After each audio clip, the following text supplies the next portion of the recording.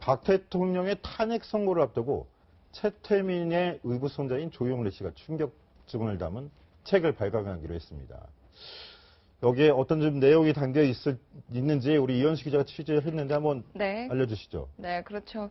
저희가 책을 입수를 했습니다. 실제 발간은 내일입니다. 그 최태민 씨의 의붓 손자죠. 조용래 씨가 이제 조순재 부친의 녹취록과 이를 근거로 책을 작성을 했는데요. 네, 최석호 기자가 소개를 해주신다고 합니다. 네, 이름하여 올 것이 왔다. 최태민 의붓 손자의 충격 증언. 제가 소개해드리겠습니다. 첫 번째 순서입니다. MB 측이 찾아와서 박근혜 대통령에 대해서 물었다. 어떤 내용일까요? 네. 전화 기자?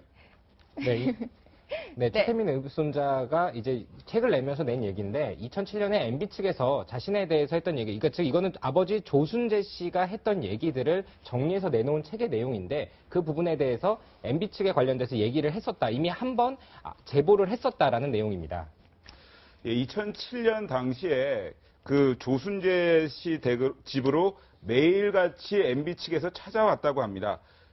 청문회 인사검증 청문회가, 그러니까 인사검증에 대해서 서로 대통령이 되려고 경선 준비를 하고 있었던 상황인데 조순재 씨가 박근혜 대통령에 대해서 증언을 좀 해달라. 최태민 씨와의 관계, 뭐 이런 거에 대해서 증언을 해달라고 계속해서 요청이 들어와서 나중에는 본인이 강제섭 의원에게 다 얘기를 했는데 돌아가시기 전에 그 아들에게 이런 얘기들을 좀 더 자세하게 한 내용, 그것들을 아들이 쓴 겁니다. 네, 그렇죠. 뭐 홍데스크랑 신고문이 모두 기억하실 텐데 2007년에 대선 한나라당 대선 후보 경선 매우 치열하지 않았습니까? 사실상 본선보다 더 치열했다는 얘기를 듣고 있는데요. 그때 이명박 당시 후보와 박근혜 당시 후보가 서로 네거티브 팀을 짜서 서로의 네거티브 공격을 엄청 했었습니다. 이제 그때 그 일환으로 이명박 전 후보 측에 이제 이 책을 썼던 의붓 손자인 조용래 씨의 부친이죠. 조순재 씨가 이제 탄원서를 내고 또 찾아가서 얘기를 하고 이런 얘기를 제보를 했다는 건데요. 제 뒤로 지금 탄원서가 보입니다.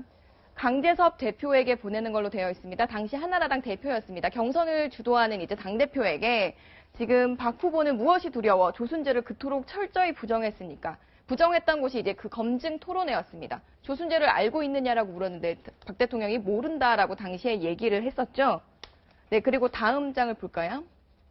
네, 국가 지도자에 대한 검증은 아무리 지나쳐도 과함이 없고 또 국정 운영의 능력과 자질에 대한 검증이야말로 가장 중요한 검증이다.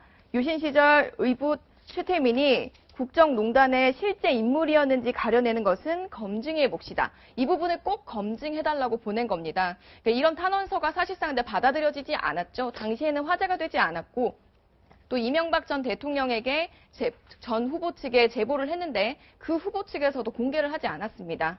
그래서 저희가 당시에 왜 이게 공개되지 않았는지 강제섭 당시 한나라당 대표에게 여러 차례 전화 통화를 했는데요. 연결이 되지 않았습니다. 그 부분을 그래서 왜 누락이 됐는지 확인을 하지 못했습니다. 네, 제가 그 당시에 편집국 부국장이었기 때문에 네. 내용을 조금 좀 압니다만 네. 제가 볼 때는 여러분들은 어떻게 보셨는지 모르지만 저도 기자 생활하면서 탄원서라든가 이런 걸 많이 받아봤거든요. 여기 좀 보시면 알겠지만 맞춤법이 하나도 틀리질 않습니다. 네. 저는 그걸 유심하게 봤어요. 그렇죠. 왜냐하면 대부분 그런 경우는 틀리는 경우도 많고 네. 그런데도 불구하고 굉장히 논리정연하다라는 느낌을 받았고 그다음에 맞춤법 틀린 경우도 하나도 없다. 두 번째는 뭐냐면 당시에 BBK 주가 조작 사건을 가지고 아시다시피 박근혜 측에서는 그것을 그렇죠. 보도하기 위해서 엄청 노력을 했고 그 반대 측에 있는 MB 쪽 캠프에서는 이 최태민과 박근혜 대통령과의 관계를 부각시키기 위해서 엄청나게 애를 썼기 때문에 당시 편집국에서는 사실은 양쪽의 그런 요구에 엄청난 피로감 이런 걸 느끼고 있어서 어떻게 보면 양쪽을 다 소극적으로 다룬 그런 경향이 있습니다. 네, 맞습니다. 사실 저도 당시 상황이 어렴풋이 좀 기억이 나는데 이 박 대통령은 당시에 이 조순재는 아예 모르고 또 최태민은 자주 만나지도 않는 사람이라고 말을 했었는데 직접 들어보시겠습니다. 조순재 씨가 제 비서 출신도 전혀 아니고 근데 조순재 씨는 유족도 모른다고 그렇게 제가 답을 들었고요. 저는 그런데 어쨌든 제가 모르는 분이고 그 최태민 목사가 제가 어려운 시절에 도왔다는 거는 고맙게 생각을 하고요. 그럼 최태민 씨가 한 달에 몇 번 정도 청와대를 출입을 했습니까? 그렇게 자주 만나고 그런 적은 없습니다. 네, 지금 박 대통령의 발언을 들으셨는데요. 제 뒤에 한 장의 사진이 있습니다. 오늘 저희가 입수한 또 하나의 가족이라는 조용래 씨의 책에 수록된 사진인데요. 지금 보면 익숙한 이름들이 많으시죠? 뭐 최태민 씨의 사위고요. 최순실 씨, 그리고 그 최순찬 씨, 그리고 조순재 씨, 그리고 그 부인인 김경옥 씨, 조용래 씨의 모친입니다. 잠깐만 여기서 한번 짚고 넘어가죠. 네. 최순득 씨 같은 경우 최순실 씨의 언니이고 그렇죠. 박근혜 대통령과 굉장히 또 친하고 고등학교 동문이라고 알려졌던 그렇죠. 인사이고 최순득 씨의 남편인 장석지 씨 나왔고요. 저 이 책을 낸 조용래 씨의 아버지인 조순재 씨, 최태민 그렇죠. 씨의 의붓 아들이죠. 그리고 그 부인이 김경옥 씨. 그리고 옆에 정윤의 최순실, 그리고 최순실 씨의 동생인 최순선 씨까지. 그렇죠. 지금 뭐 사진만 보셔도 화기애애하고 서로 친분이 느껴지실 겁니다. 네, 지금 조용래 씨의 주장은 이겁니다. 이제 조순재 씨가 당시에 영남대에서 투자금융 전무를 맡고 있었고, 당시 박 대통령은 영남대학의 이사장이었는데 어떻게 모를 수 있겠느냐.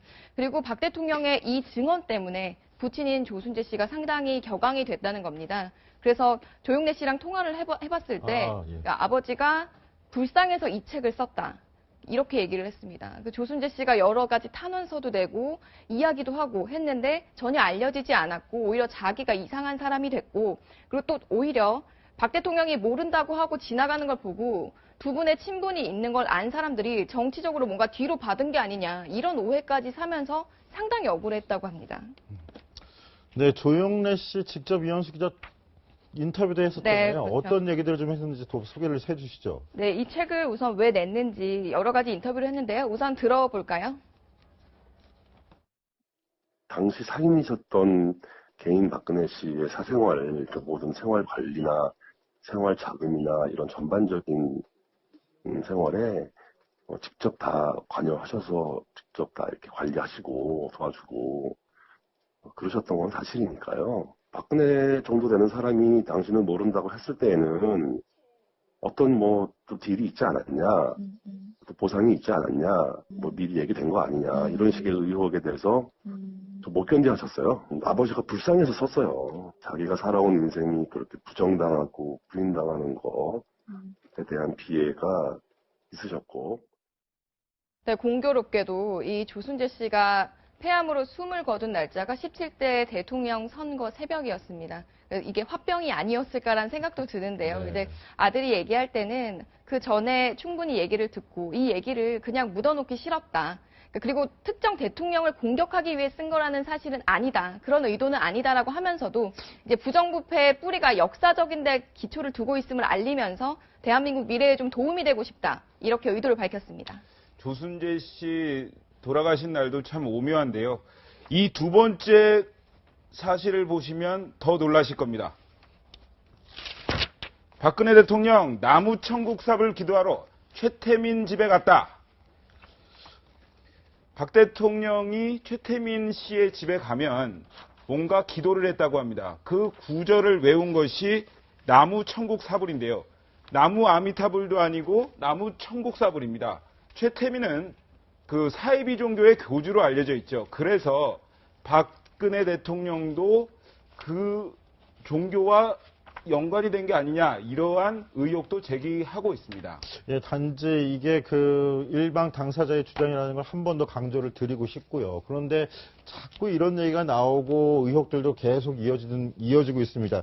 특히 이 오방생 얘기도 또 계속 나오고 또 미신 얘기가 계속 이어지지 않았습니까, 신고문님? 제가 볼 때는요, 조영래 씨가 쓴 책은 본인이 어떤 의도를 가지고 썼든 간에 제가 볼 때는 전부 다 읽은 건 아니지만 그 사람이 주장하는 내용 일부를 인용한 거를 보면 상당히 나름대로는 객관성을 유지하려고 애썼다고 저는 봅니다. 왜냐하면 책이라는 게 원래 한번 나오고 나면 검증을 혹독하게 받을 수밖에 없는데 물론 아버지가 돌아가시긴 했지만 그럼에도 불구하고 본인이 듣고 그 다음에 본 얘기를 썼기 때문에 상당히 대통령한테 불리한 얘기가 많은 것으로 보이고요. 또 하나는 그 대통령이 지금 자기 모른다고 그랬잖아요. 그 부분이 아마 가장 치명타로 적용을 하는데 야, 그거 가지고 왜 그러냐 할지 모르지만 사실은 역사를 이렇게 움직이는 걸 가만히 보면 엄청난 것이 역사를 움직이는 게 아니라 개인적인 어떤 그 뭐랄까요 무시당함 이런 것들이 영향을 주는 경우가 있는데 부모님. 예 그런 것 같아요. 근데 더 큰 문제가 있습니다. 예. 바로 돈 문제입니다. 박정희 대통령의 뭉칫돈이 최 씨 일가에 들어갔다는 내용입니다. 네, 제가 이 뭉칫돈이 최 씨 일가에 들어갔다는 내용이 책에 있어서 직접 조영래 씨에게 더 자세히 들어봐야 할 것 같아서 이 내용을 따로 물어봤습니다. 들어보시죠. 아버지가 저희 이제 친지분한테 요청을 하셔가지고 무술 유단자들을 몇 명을 데리고 이제 아버지가 택시에 태워서 데리고 가셔서 강남에 있는 어느 집에서 방 안에 있는 박스 20, 30개 정도 되는 박스를 지키도록 했다. 그리고 실제로 지켰고 씨 발언은 이제 그 박스를 무술 유단자까지 데리고 가서 지켰는데 그 안에 서류 뭉치가 있었겠느냐. 그 안에 부친인 조순재 씨가 죽기 전에 죄책감을 느끼고 후회했던 그런 금전적인 부분이랑 맞닿아 있는 것으로 자기는 해석하고 있다. 이렇게 이야기를 했습니다. 본인의 해석임을 전제했습니다. 그런데 이 책에는 박근혜 대통령의 주사 얘기도 들어가 있습니다. 박근혜 대통령 1980년대부터 영양주사를 맞았다고 증언했습니다. 서한한 기자가 한번 짚어주시죠. 네, 이 진술을 내놓은 것은 이 조순재 씨의 부인이자 간호사 출신인 김경옥 씨입니다. 이 김경옥 씨가 한 매체와의 인터뷰에서 이렇게 밝혔는데요. 나보고 보혈 주사를 또 영양 주사를 놓으라고 했다. 그래서 어떤 주사를 놓으면 기운이 나는지 물어봤다. 그리고 실제로 주사를 놨는데 박근혜 대통령이 당시에 주사를 놓고 주사를 놨을 때 아프지 않게 잘 놔줘서 고맙다며 찻잔을 주거나 그릇 세트를 선물로 주기로 했다. 이런 식으로 구체적으로 당시 상황을 진술했습니다. 네, 부모님 이런 상황 좀 어떻게 보시죠? 제가 볼 때는 그 두 가지 점을 좀 말씀드려 간단하게. 우선 이 책 속에 솔직한 얘기로 입에 올리기는 좀 그렇습니다만 지금까지 최태민 씨하고 박근혜 대통령하고 부적절한 관계가 있다는 그렇죠. 그런 주장들은 많았는데 네. 그것이 어떤 스타일이었는지에 대해서는 구체적인 언급이 없는데 이 부분에 보면은 집으로 와가지고 여기도 미래라는 표현까지도 그렇죠. 썼거든요. 네. 그 부분이 제가 볼 때는 조금 색다르다기보다는 기자적인 시각에서 보면은 아주 새로운 약간 구체적인 내용이 나왔다는 데서 좀 관심을 갖고요. 두 번째는 그 돈 문제가 지금 막 있지 않습니까? 저도 여러 번 그런 얘기를 했습니다만은 그 박근혜 대통령이 서거하고 나서 그러면 구국 선교단을 통해서 번 그 많은 돈을 도대체 어디로 갔을까라는 것이 그 궁금증이었는데 결국은 그것이 잠시 숨어 있다가 어린이 재단을 통해서 나왔다는 것이 일반적인 추정이거든요.